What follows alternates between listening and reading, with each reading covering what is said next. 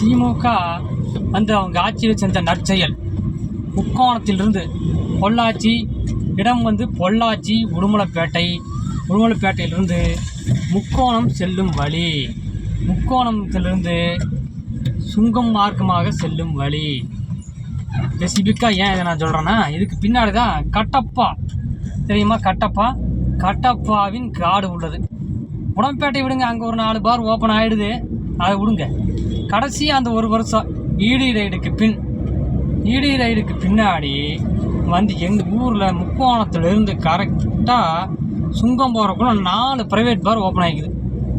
அந்த 4 ப்ரைவேட் பார் வச்சு நடத்துகிறது யாருன்னு பார்த்தா திமுக கட்சியில் உள்ள நபர்கள். அவங்க ஆட்சி காலத்தில் தான் அப்ரூவல் கொடுத்தாங்க இந்த பாருக்கு. மதுபான கடையை மூடுவோம், மாற்றத்தை நாடுவோம்னு சொல்லி கருப்பு சட்டையை போட்டுக்கிட்டு 3 பேர் போராட்டம் பண்ணி போன தேர்தலில் ஜெயிச்சு என்ன பண்ணாங்க? ஊராக ப்ரைவேட் பாரை திறந்து விட்டாங்க. அதுவும் இடி ரைடுக்கு பின். ஏன் இடி ரைடுக்கு பின்னாடி? அங்கே வந்து ஊழல் பண்ணி சிக்கியாச்சு. என்ன பண்ணுறதுன்னு முட்டு கொடுத்து தப்பிச்சு வெளியே வந்தவங்க பூரா ப்ரைவேட் பார். அதுக்கு அடுத்து அந்த 1.5 வருஷத்தில் எங்கள் ஏரியாவில் இந்த 12 கிலோமீட்டரில் 4 ப்ரைவேட் பார். முதல்லையே அவங்க நைனா ஓப்பன் பண்ண 4 கவர்மெண்ட் பார் இருக்குது. அதுபோக 4 ப்ரைவேட் பார். இப்போ வருமானம் யாருக்கு போகுது? ப்ரைவேட் பாருக்கு தான் போகுது. ஏன்னா கவர்மெண்ட் பாரில் ஓட்டம் இல்லை. இங்கே இருக்க அந்த ப்ளூ கலர் கொட்டகை இந்த மாதிரி அங்கே கட்டி விட்டு பூரா சாராயத்தை விற்கிறானுங்க. விற்று போட்டு நாடு நாசமாக போக காரணமே இந்த திருட்டு திமுக தான். ரயில்வே கேட்டை ஒட்டி குடிச்சிட்டு வண்டி விடுவானுங்க, ஆக்சிடென்ட் ஆகி சாவானுங்க, இல்லைன்னா ரோட்டில் வர எவனாச்சும் கொள்ளுவானுங்க. இதுதான் நடக்கு.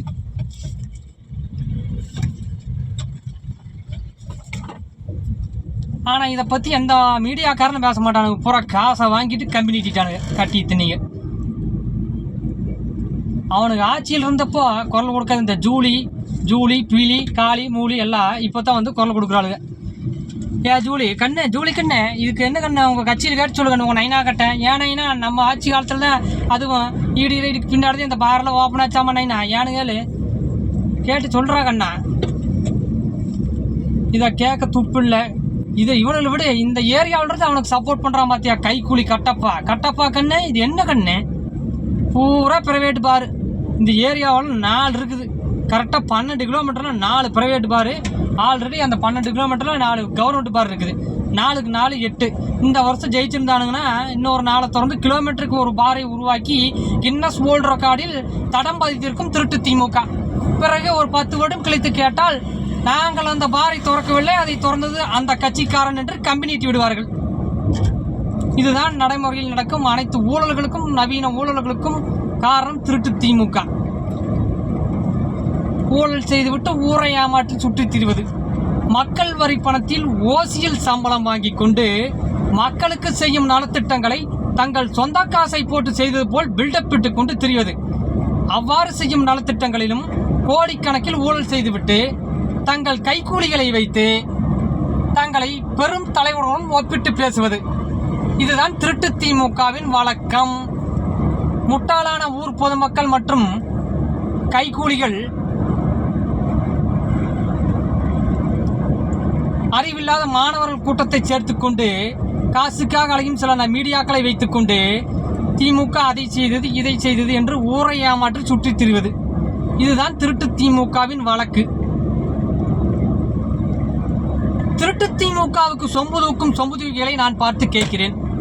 மதுபான கடையை மூடுவேன் என ஆட்சிக்கு வந்துவிட்டு இடி ரைடுக்கு பின், குறிப்பாக இடி ரைடுக்கு பின் இத்தனை பிரைவேட் பார்களை ஓபன் செய்ய காரணம் என்ன? அவ்வாறு ஓபன் செய்த பிரைவேட் பார்களுக்கும் மறைமுகமாகவோ அல்லது நேர்முகமாகவோ திமுக நபர்களே அதற்கு உரிமையாளராகவும் பங்குதாரராகவும் இருக்கின்றனர். அது உண்மை. இதை ஏன் வெளிப்படையாக பேசாமல் ஊரை ஏமாற்றி சுட்டித்திக்கும் திருட்டு திமுகவுக்கு கைக்கூலிகள் இதை ஏன் கூறவில்லை? ஏனென்றால் இதில் அவர்களுக்கும் பங்குண்டு. இதில் வேறு மாநாடு நடத்துகிறார்கள். புதிதாக Gen Alpha, Gen Gamma, Gen Beta என்று மாணவர்களை சேர்த்துக்கொண்டு சில குறிப்பிட்ட நபர்களை சேர்த்துக்கொண்டு அவர்களுக்கு காசை அல்லது பதவியை கொடுத்து கட்சியில் வைத்துக்கொண்டு அவர்களை வைத்து கீழே உள்ளவர்களை மூளைச்சலவை செய்து திருட்டு திமுகவில் இணைப்பதற்கு காரணம் அவர்கள் பணம் மற்றும் பதவிக்காக அலைவதே காரணம்.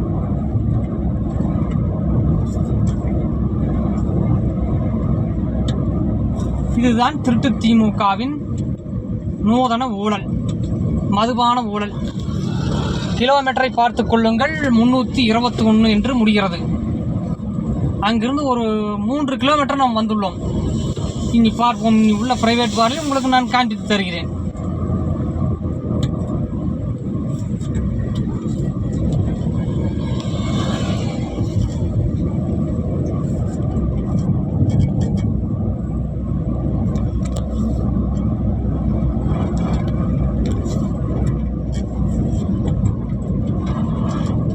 தமிழ் என கூறி தமிழர்களுக்கு பின்னால் ஒளிந்து கொண்டு தமிழர்களையே குத்தும் திருட்டு திமுக.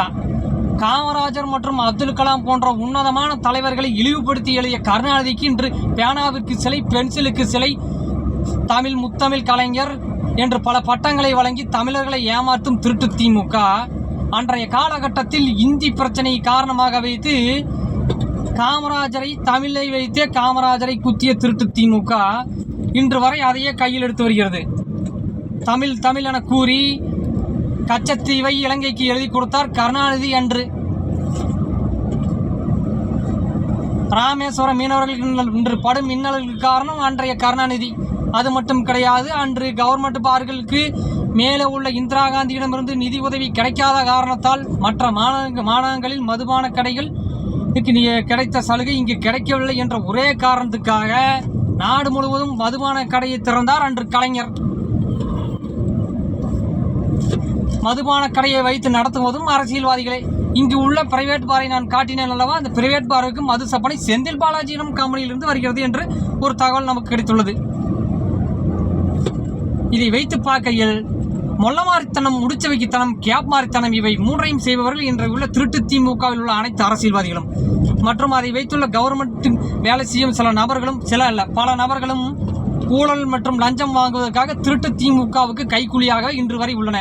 விஜய் ஆட்சிக்கு வந்தாலும் இந்த கைக்கூலிகளை களையெடுத்தால் மட்டுமே நாடு விளங்கும். இல்லை என்றால் இவர்கள் மேற்கொண்டு லஞ்சம் மற்றும் ஊழலை செய்து கொண்டேதான் திரிவார்கள். இதற்கு ஒரே வழி, லஞ்சம் வாங்கிய அதிகாரியை காட்டிக் கொடுப்பவருக்கு அரசு துறையில் வேலை வாய்ப்பு வேண்டும் என்ற சலுகை அறிவித்தால் போதும். லஞ்சம் வாங்கும் நபர்கள் உடனடியாக கையில் சிக்குவார்கள்.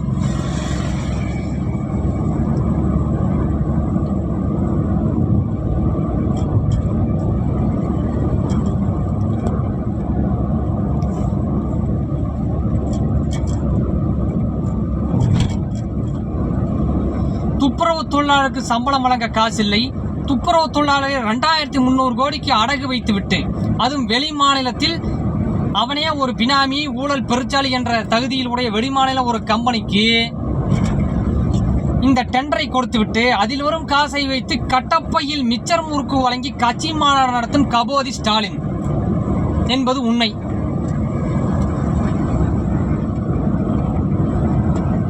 கக்கூஸ்களும் ப்ளீச்சிங் பவுடர் கூட கணக்கு காட்ட வக்கில்லாத கட்சி திருட்டு திமுக, அதிலும் ஊழல். இந்த மேயர் பிரியா என்று ஒரு மேயர் பிரியா உள்ளார். அவர் என்ன செய்தார்? அன்று திருட்டு திமுகவுக்கு சொம்பு தூக்கி கொண்டு கக்கூஸ்களும் ப்ளீச்சிங் பவுடருக்கு கணக்கு காட்ட வக்கில்லை. கணக்கு கேட்ட மீடியாவிடம் அது பான்ஸ் பவுடர் என பின்னங்கால் புடனில் அடிக்க உசைன் போல்ட்டையே ஓவர்டேக் செய்தார் காரில். ஆனால் இன்றோ அவர் என்ன செய்கிறார்? புரோட்டோகால் பற்றி பேசி ஊரை ஏமாற்றி வருகிறார்.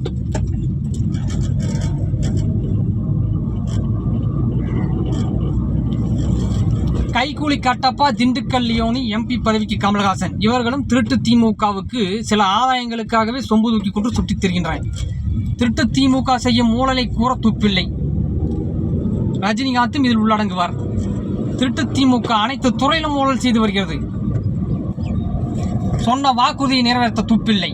மக்கள் வரி பணத்தில் செய்த சில நலத்திட்டங்களிலும் கோடிக்கணக்கில் ஊழல் செய்துவிட்டு ஊழல் செய்யும் நபர்களையும் தங்கள் கட்சியில் உறுப்பினராக வைத்துக் கொண்டு ஊரை ஏமாற்றும் 1ஆம் நம்பர் திருட்டு திமுக கரூரில் 45 பேரை கொன்ற செந்தில் பாலாஜி முரண் வைத்துக் கொண்டு ஊரை ஏமாற்றி சுற்றித் திரிகிறது. கரூரில் 45 பேரை உயிரை பழிவாங்கிய செந்தில் பாலாஜி, மு.க. ஸ்டாலின் மற்றும் அவர் கட்சியை சேர்ந்த நபர்கள் இன்னும் வெளியே ஜாலியாகத்தான் சுற்றி கொண்டிருக்கின்றனர்.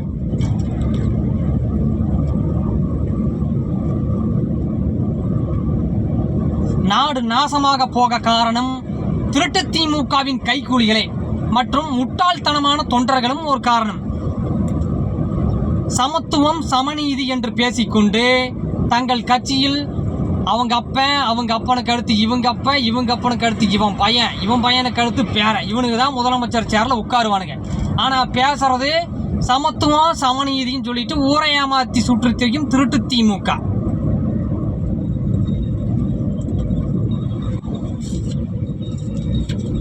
சமத்துவம் பானுங்க, சமநீதியும் பானுங்க. ஆனால் அதுக்கு என்ன விளக்கம்னா அவனுக்கு தெரியாது. எழுதி கொடுத்துருப்பா எவனாச்சும் பேப்பரில் சமத்துவம் சமநீதியும் பானுங்க. அதை நாங்கள் காப்பாற்றவும் பானுங்க. ஏன்டா ஃப்ராடு பயில்களா, சமத்துவம் சமநீதியை காப்பாற்றுற மாதிரி இருந்தால் காமராஜர் மாதிரி அவர் கட்சியில் என்ன பண்ணார், 4 முதலமைச்சர்களை கொண்டு வந்தார். நீங்கள் என்ன பண்ணீங்க, 4 முதலமைச்சரையும் உங்கள் வாரிசுகளே கொண்டு வந்துட்டு நாங்கள் கருவில் இருக்கும்போதே கட்சியில் இருந்தோம் என்று ஊரையா மற்றும் சுற்றித் திரிவது.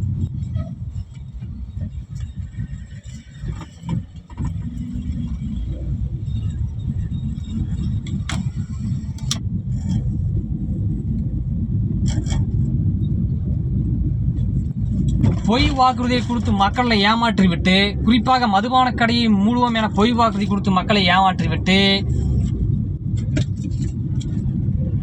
கேட்டால் அந்த வாக்குறுதி போன தேர்தலில் தந்தோம் என்ற அந்த கனிமொழி நெஞ்சில் கொஞ்சம் கூட வெக்கம் மானம் சூடு இல்லாமல் கூறியுள்ளார்.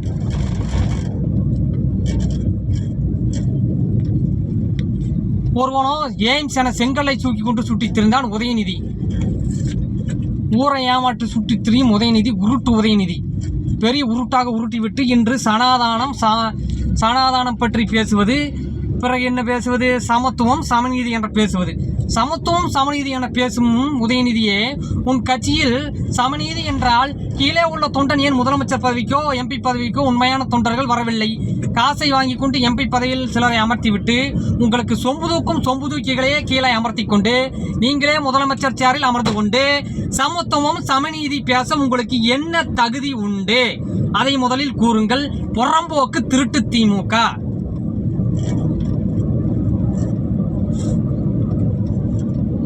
கையில் காசை வைத்துக் கொண்டு ஊரை ஏமாற்றி சுற்றித் திரிவது. கட்சி கணக்கு சொத்து கணக்கு கேட்டால் எங்களிடம் கையில் 10,000 அக்கௌண்டில் 40,000 உள்ளது என்று பித்தலாட்டம் போர்ஜரி செய்து கொண்டு ஏமாற்றி திரியும் திருட்டு திமுக இன்னும் வெளியில் சுற்றித்தான் தெரிகிறது. காரணம் முட்டாள் தோன்றர்களும் எச்சக்கல கைகூலிகளையும் திருட்டு திமுக சொம்புதூக்குகளுமே காரணம். முட்டாள் மக்களை நாங்கள் 1000 தருகிறோம் 500 தருகிறோம் என்ற ஏமாற்றி வருது. அவ்வாறு தரும் பணம் அவர்கள் கட்டும் வரிப்பணத்திலிருந்து எடுக்கப்படுவது என்று அவர்களுக்கு தெரிவதில்லை. மக்கள் வரிப்பணத்தில் ஓசியில் சம்பளம் வாங்கிக் கொண்டு மக்கள் வரிப்பணத்தில் மக்களுக்கு செய்யும் நலத்திட்டங்களை தங்கள் சொந்த காசை போட்டு செய்தது போல் பில்டப் இட்டுக் கொண்டு தெரிவது. அவ்வாறு செய்யும் நலத்திட்டங்களிலும் கோடிக்கணக்கில் ஊழல் செய்வது. இதுவே திருட்டு திமுகவின் வழக்கு. பிறகு சில எச்சக்கல மீடியாக்கள் மற்றும் மீடியா நபர்களை வைத்து மக்களை மூளை செலவு செய்வது. அப்பாவி மக்கள் அதற்கு ஏமாந்து இவர்களுக்கு வாக்களித்து நாட்டில் இவர்கள் இன்றும் ஆட்சியில் உள்ளன. உண்மை ஒரு நாள் வெளியே வரும். அன்று பிஞ்ச செருப்பை கழட்டி மக்கள் அடிப்பார். அன்று வாங்க தயாராக இருங்கள்.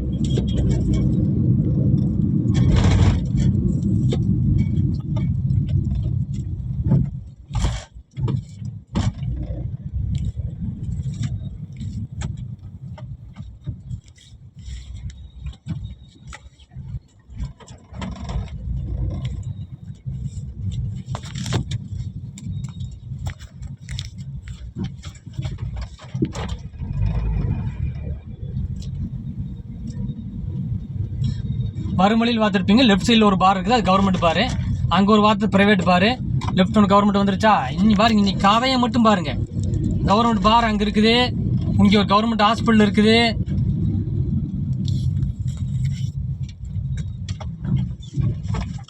அப்படியே வாங்க, அங்கே கவர்மெண்ட் பார் தாண்டியாச்சா? அந்த பார்லேருந்து அங்கே ஒரு பார் கிராஸ் பண்ண உங்களுக்கு சொல்ல மறந்துட்டேன். லெஃப்ட் சைடு பார்த்தீங்கன்னா கொஞ்சம் ஒரு 1 கிலோமீட்டர் போனால் லெஃப்ட் சைடு ஒரு கவர்மெண்ட் பார் இருந்தது. அதை நான் உங்களுக்கு காட்டாம விட்டுட்டேன். இங்கே வாங்க, இன்னைக்கு தான் கதையே இருக்குது. இந்த இடத்துல மட்டும் எத்தனை பார் மட்டும் இருக்குதுன்னு மட்டும் பாருங்கள். திருட்டு திமுக ஒழிக.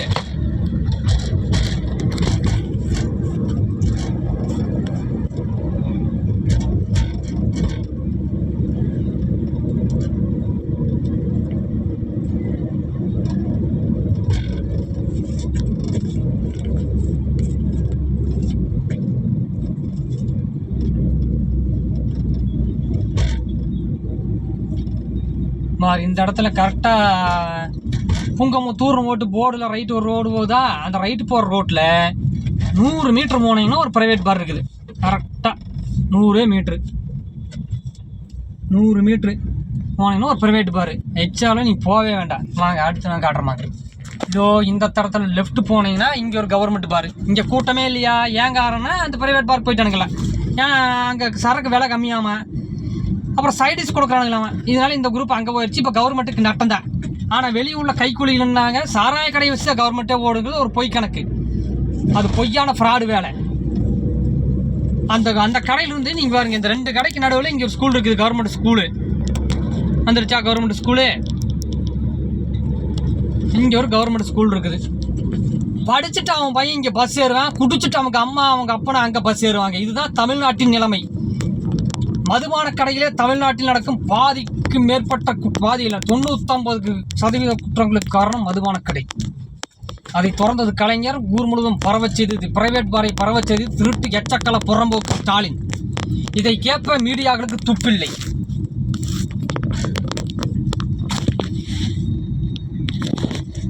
அங்கே 2 பார் ஆச்சு. அந்த இடத்துக்கு குறிப்பிட்டு அந்த டிஸ்டன்ஸ் மட்டும் பாருங்கள். ஸ்கூல் இருக்குது, அங்கே 100 மீட்டரில் ஒரு பார் காட்டினேன்.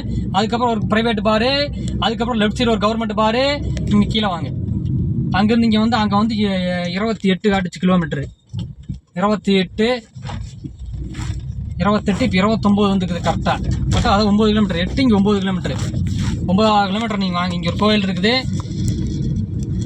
கோயிலை தாண்டி இங்கே ஒரு சந்தை கோயில். கரெக்டாக 9 காட்டுது. கரெக்டாக மீட்டரில் 9 கிலோமீட்டர் காட்டுது. கரெக்டாக 7 அங்கே ஆரம்பிச்சோமா 21 8 கிலோமீட்டர் வந்துருக்குறோம். அங்கேருந்து 8 கிலோமீட்டரில் 3 அங்கிட்ட ஒன்று